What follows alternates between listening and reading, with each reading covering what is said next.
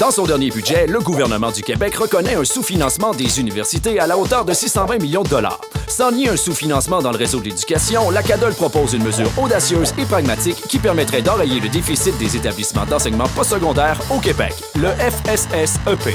Cette mesure vise à exiger une contribution fiscale obligatoire des entreprises qui sont, au final, parmi les plus grands bénéficiaires d'une main-d'œuvre universitaire qualifiée. Utopie, vous dites? Pas vraiment. Saviez-vous qu'il existe au Québec un fonds obligatoire de contribution des entreprises basé sur le total des rémunérations qu'elles versent à leurs employés?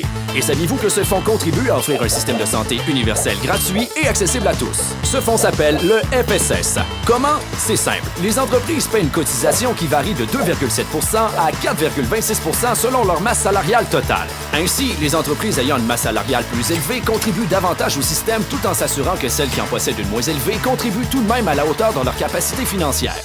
Ajoutez l'éducation postsecondaire à ce fonds et vous avez le FSSEP. Si c'est possible, oui. Mais tout d'abord, regardons les chiffres.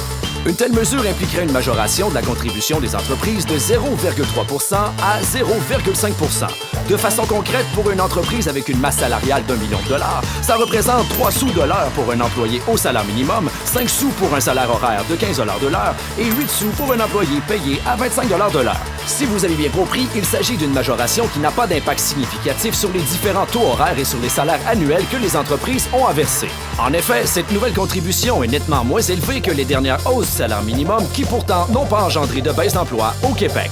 De plus, contrairement à la croyance populaire, les entreprises québécoises jouissent d'un environnement fiscal très compétitif, avec un taux d'imposition de base sur le revenu dans la moyenne des autres provinces canadiennes. Ajoutez à cela de meilleures conditions en ce qui concerne les coûts de la main-d'œuvre, l'électricité, le transport et l'intérêt sur les prêts. Ce n'est pas pour rien que la firme Raymond Chabot Grant Thornton classe l'environnement fiscal de notre belle province parmi les meilleurs du G8. Alors que les étudiants subissent une hausse progressive depuis 2007, c'est maintenant au tour des entreprises de contribuer. Après tout, c'est simple, face à juste part.